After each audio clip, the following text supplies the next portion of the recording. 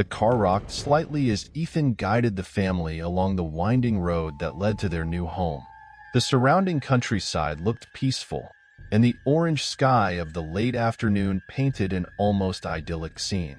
Mia watched the horizon through the rearview mirror, trying to leave the worries of the city behind, while Noah, in the back seat, played absent-mindedly with his plastic dinosaur. The house appeared on the horizon, tall and imposing, surrounded by a row of old, gnarled trees. The iron gate creaked as Ethan pushed it open, revealing a lawn that already showed signs of neglect.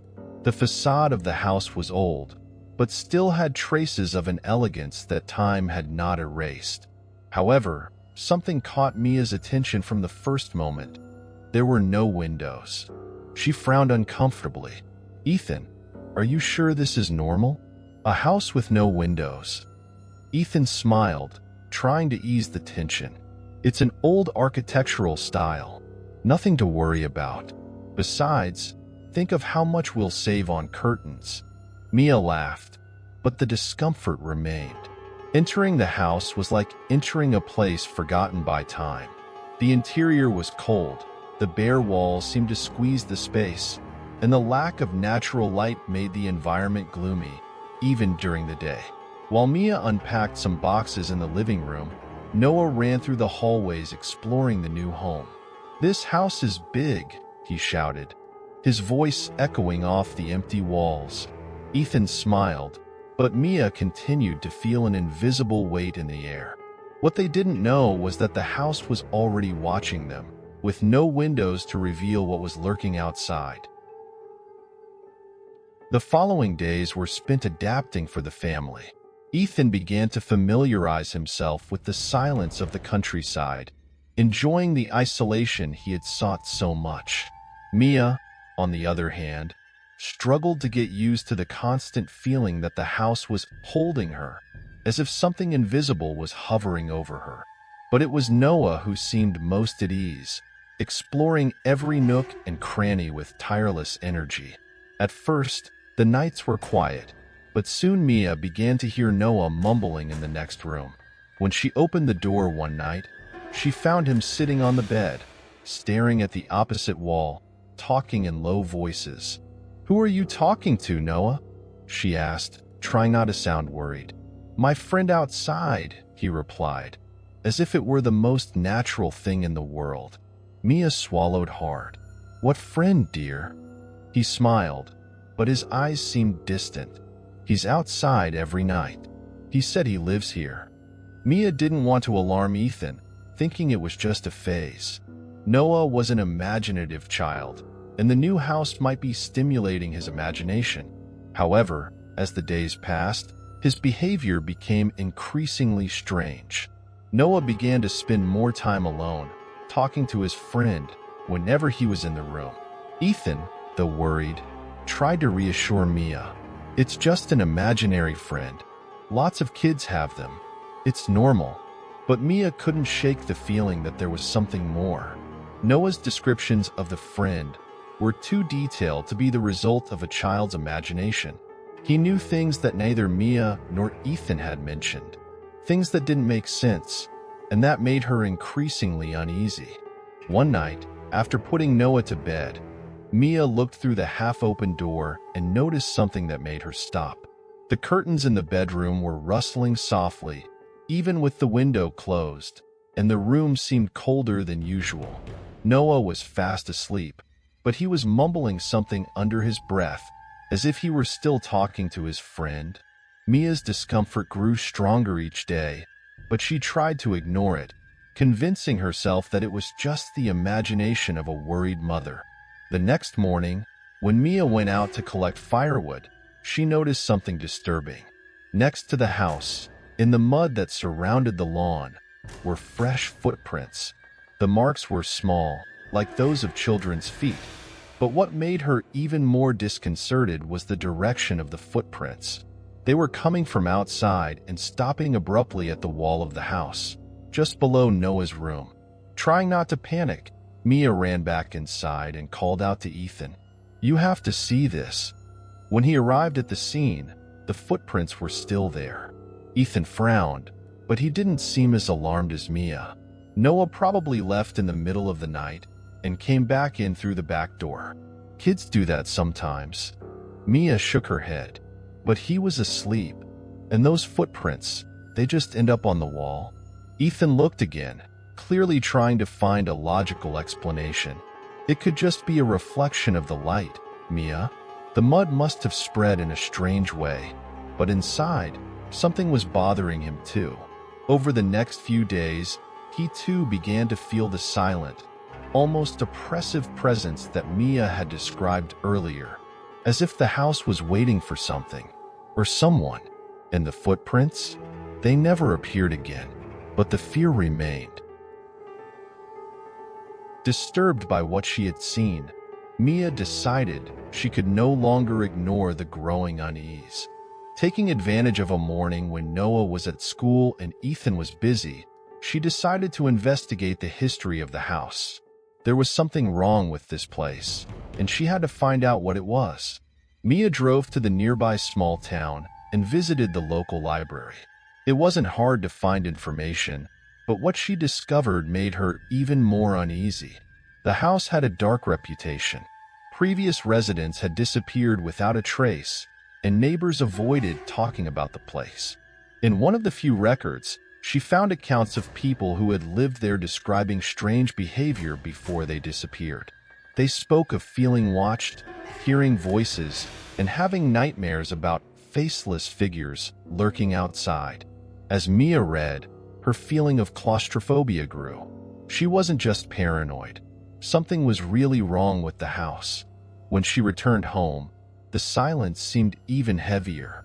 Every shadow, every dark corner, seemed to whisper an unseen threat. Worst of all, although she knew more about the house's history, she had no idea how to protect her family from what was to come.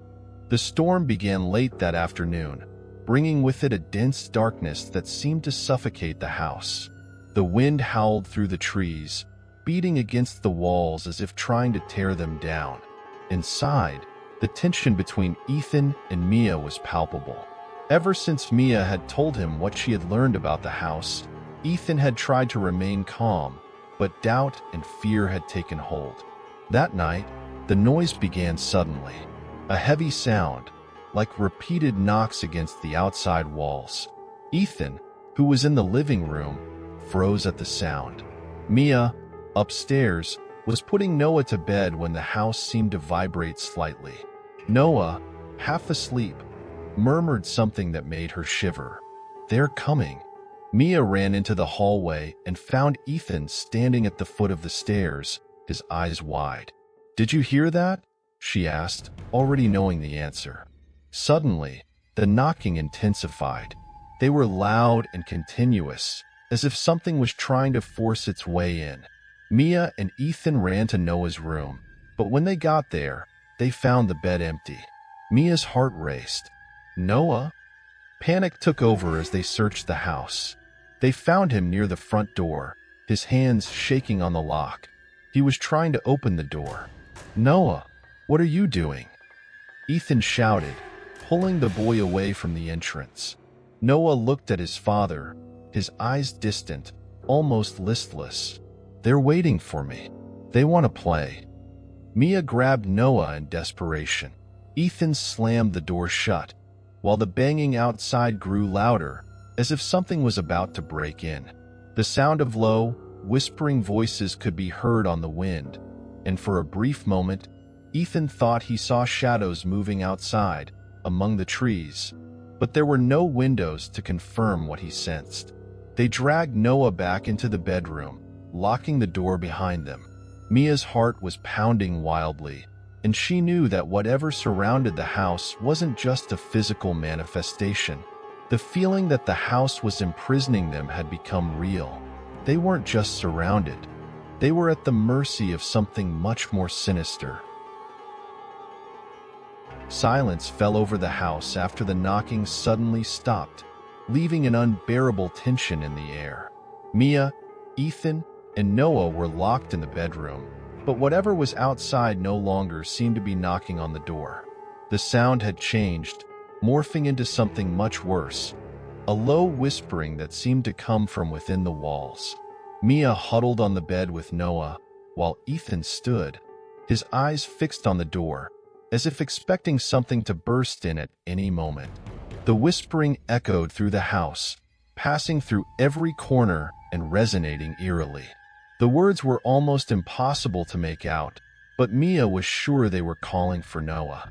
Ethan moved closer to the wall, trying to identify where the sound was coming from.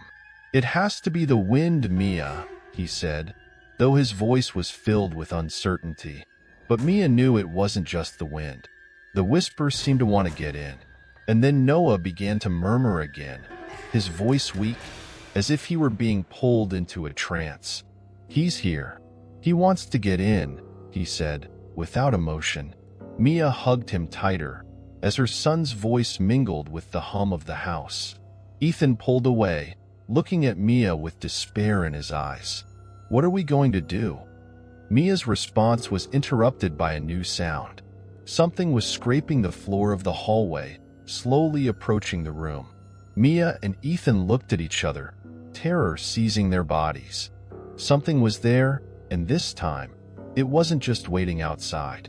The whisper now filled the room, enveloping them in suffocating darkness. The scratching sound in the hallway seemed to be getting closer and closer, while the whispering grew louder and louder into a terrifying chorus. Mia and Ethan were in a panic, trying to keep Noah calm as the feeling of claustrophobia and terror became almost unbearable. "We have to get out of here," Ethan said, making a decision. "Now." With one last nervous glance at the door, Ethan slowly unlocked it and opened it, revealing a dark, silent hallway.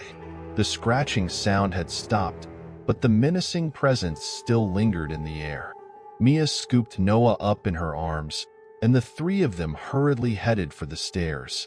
By the time they reached the bottom floor, the storm had intensified. The rain was falling in torrents, and the wind was howling, making it nearly impossible to see. Ethan ran to the front door and struggled to open it, the wind trying to push him back. "Get in the car," he shouted over the noise of the storm. Mia hurried forward, holding Noah, and the three of them rushed out of the house, the wind and rain fighting against them. Once they were in the car, Ethan started the engine and sped away from the house, glancing back through the rearview mirror. The house seemed even more menacing in the darkness, and Ethan felt a shiver run down his spine as he saw the shadows moving in the glassless windows. But despite their escape, the feeling that they were being watched never left them. Something in the house still seemed to be behind them, an ominous shadow that they could not leave behind. Ethan drove down the road, the car's engine roaring over the pouring rain. The house was quickly swallowed up by the darkness and the furious wind, but the sense of relief was fleeting. The feeling that they were being followed did not leave them. In the back seat, Noah, still holding Mia, looked out the window. His eyes were glazed over, his voice a barely audible whisper. "They can still see us. They want to come back." Mia tried to comfort him, but her own fear kept her from feeling safe. Ethan sped up, trying to push away the feeling that the house was trying to get closer to them, like a persistent shadow. The road seemed endless, and the storm showed no signs of abating. As they drove away, Ethan and Mia were aware that they had left something behind, something that could not be simply explained or understood. The house was more than just a building. It seemed to be a force in itself, feeding on its own presence and the measurement of fear. Finally, they reached a motel on the side of the road. It was deserted, and the owner seemed surprised to see the family so desperate. But as they settled into their room, Mia and Ethan couldn't help but glance out the window. The house was out of sight, but the feeling that they were being watched never left. That night, as they tried to rest, they knew that the house still haunted them. Their escape was not over. It had only just begun. The house remained a shadow in the back of their minds, and the cycle of terror seemed endless.